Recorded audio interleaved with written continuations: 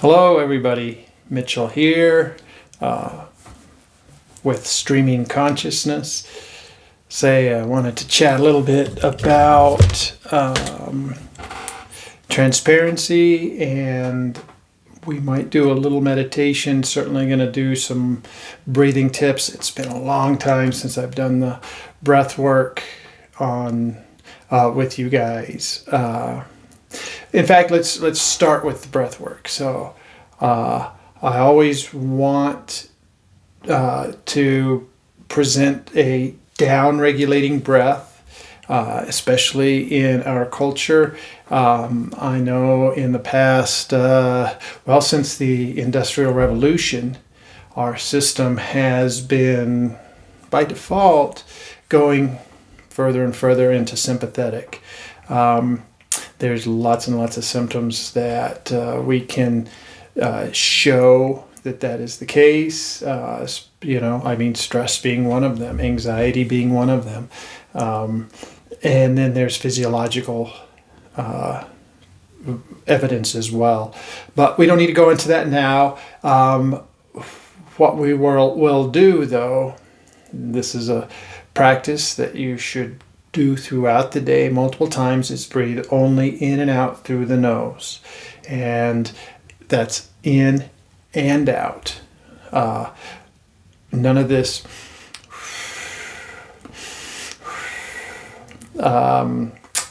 and I have gone into that in previous videos, and I will go into that again. What we're trying to do, what we want to do, is create a non-stress environment within the body, and breathing out only through the nose maintains that non-stress environment within the body. Number 2 is exhale longer than your inhale. Now that doesn't mean you're exhaling more. You're always inhaling and exhaling the same. Well, maybe not always the same, but you only have a certain volume, so that exhale just is slower. That actively turns off the cortisol and adrenaline response, and that's what we want. Okay. Number 3. Tongue to the roof of the mouth, behind the front teeth.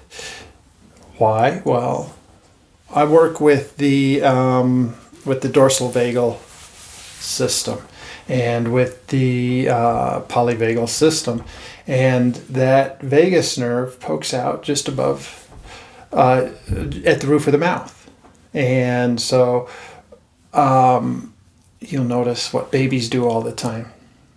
Right? They're always doing that sucking motion.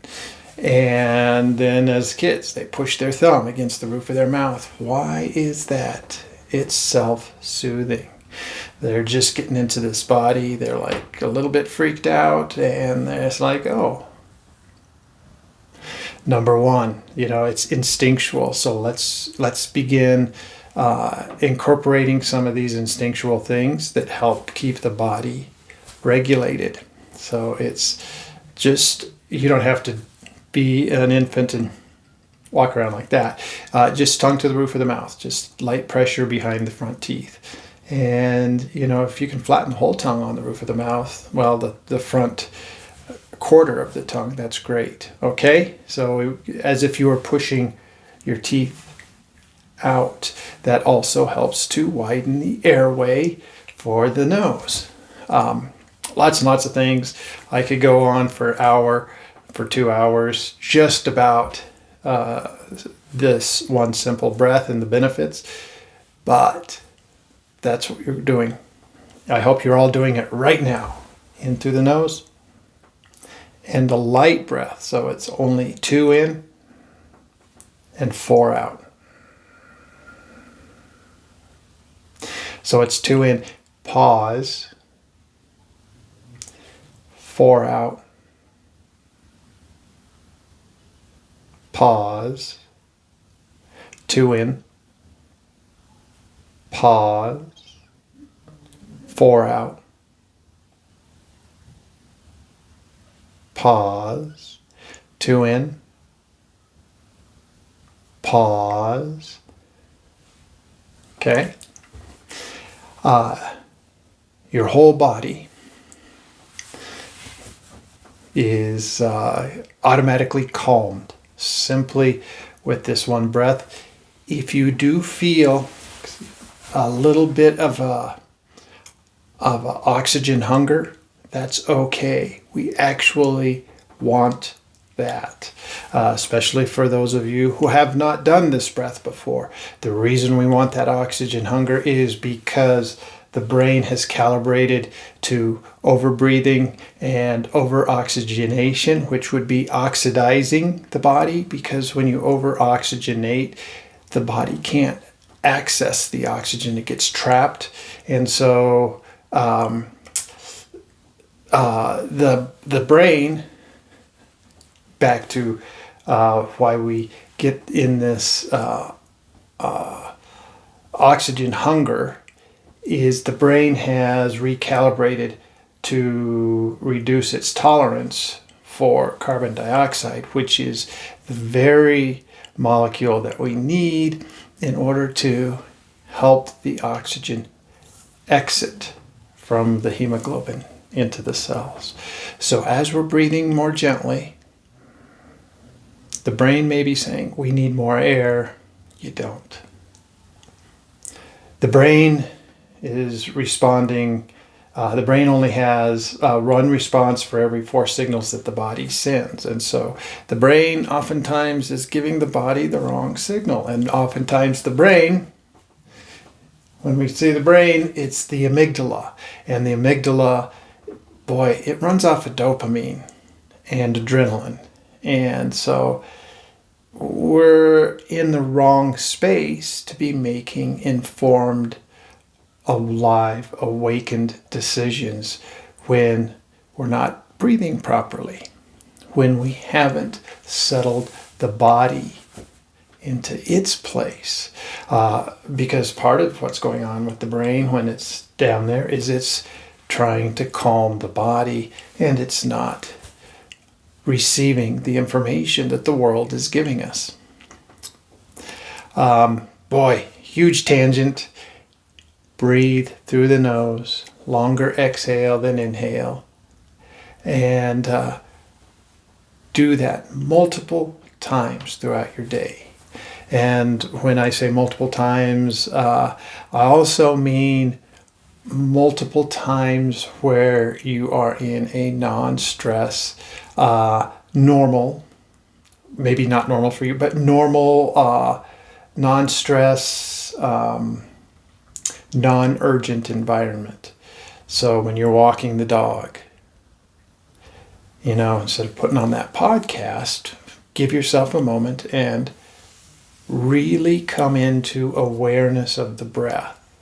Bring your awareness inside so that your awareness seats down here in the lungs. And you bring your awareness to the breath multiple times throughout the day in neutral, non-urgent instances. And that helps to set yourself up to be able to access the breath in more urgent occasions, and the breath will be more active because it brings all this conditioning of everything's okay from practicing it when everything is okay. So, long introduction about breath. I hope it makes sense to you. Another wonderful thing about breathing through the nose is it stimulates the diaphragm. So we breathe from the diaphragm. Naturally, when we breathe through the nose, most people are accustomed to breathing in the chest and specifically the upper chest. And it's time to start breathing deeper, but not breathing bigger. So we're breathing smaller breaths deeper into the abdomen. When you bring your breath deeper into the solar plexus area, your consciousness expands lower. And you can watch it. Watch your breath come in deeper.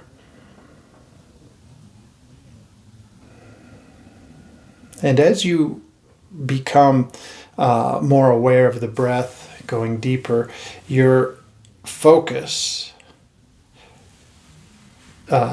detaches from being solely on the mind. So the mind is that chihuahua, that monkey mind that's always going. Awareness has really not had a lot of options, other places to go, so it kind of stays right there in that monkey mind, watching, and it thinks, oh, this is all that's going on. But then when you begin to breathe and you begin to bring your awareness deeper into the breath, awareness, which is independent of thinkingness, comes inside, and then you recognize that there is awareness not just up here, but throughout the entire body. And when you use your entire body to experience this this world, then much, much more is able to come in, and in a much healthier way. And part of what I wanted to talk about today is what I call transparency.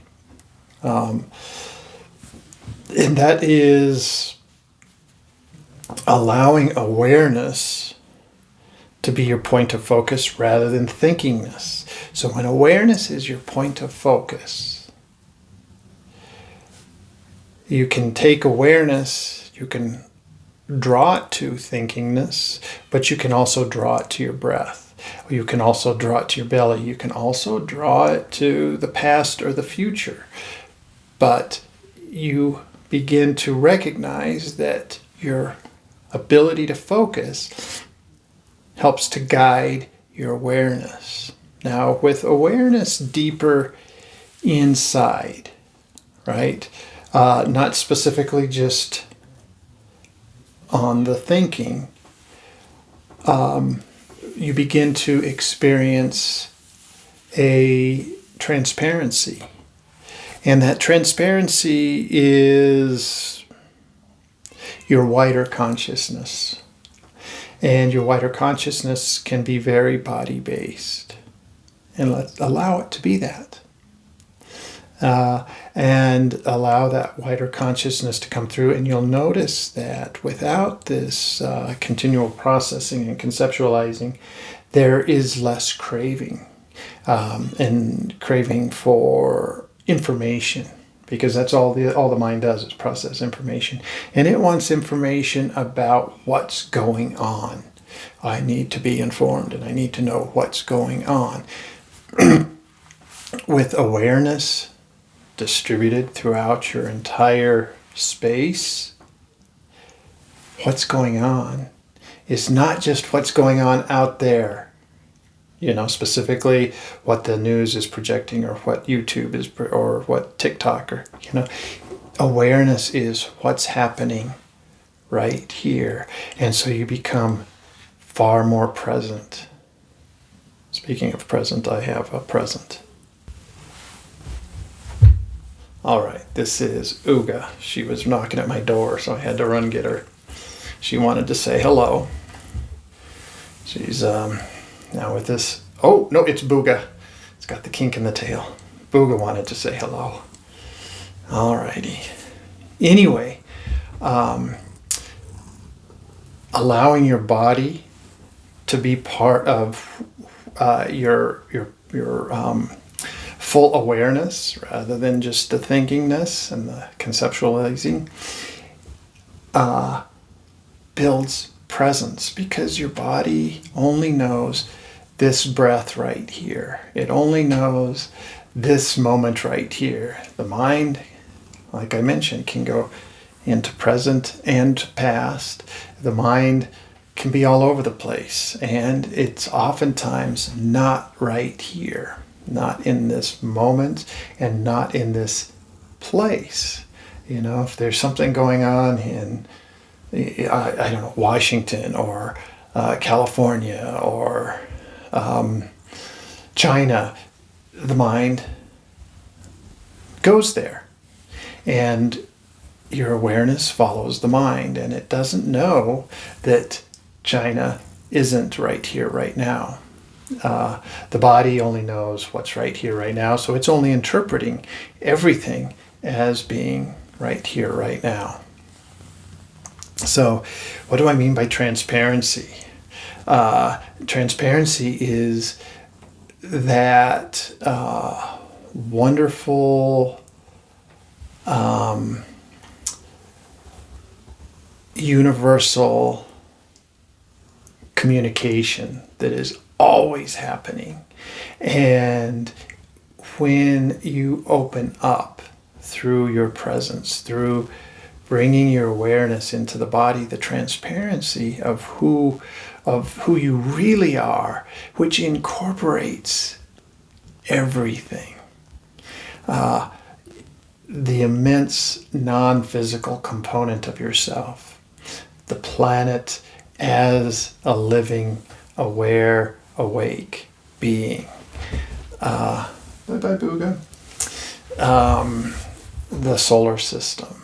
It incorporates all of what consciousness is, which incorporates all of the different dimensions, far more than the three dimensions that we know, far more than the senses that this body experiences. And so this transparency opens up.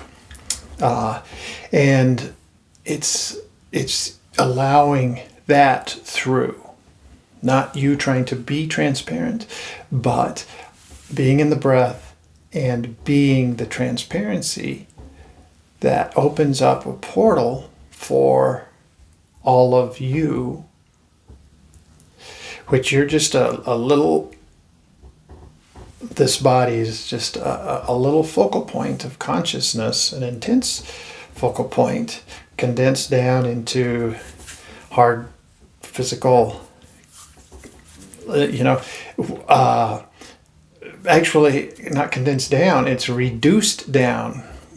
This is all an effect of taking away multiple layers of consciousness, multiple layers of dimension. And so being transparent allows some of those other dimensions back in.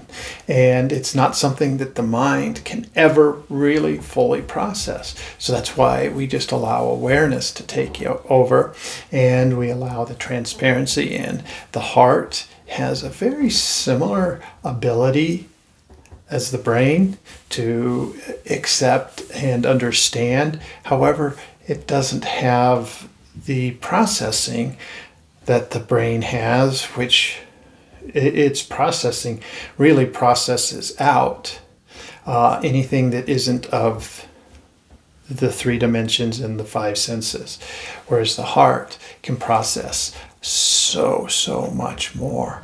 It can process consciousness, which is beyond language, which is part of the mind, which is, it can process feeling, it can process emotion.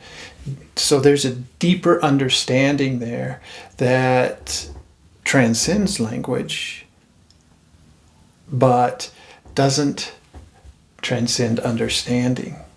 Or at least experience. Maybe we won't understand it because in a lot of ways we've learned to understand mostly through language. And so if we can understand outside of language through heart transparency, then we expand our beingness. And so that's why it's so hard to talk about beingness with language. It's telling you to expand beyond thinkingness. And thinkingness, boy, its natural proclivity is to remain within thinkingness. So, transparency. It's allowing the true divine nature, or the true nature of divinity, which is lovingness, which is absolute forgivingness, which is beingness, in kind of opening up, being that portal, being that that space. Really, that's it, just being space. And boy, that does not bode well with thinkingness and conceptualization, because thinkingness and conceptualization is only about building on within the structures that we know. And those structures exist in a 3D world, and you know what? The heart goes outside of that. So be in awareness. Allow awareness to come into breath. With breath, awareness opens up the different spaces by which you can synthesize experience.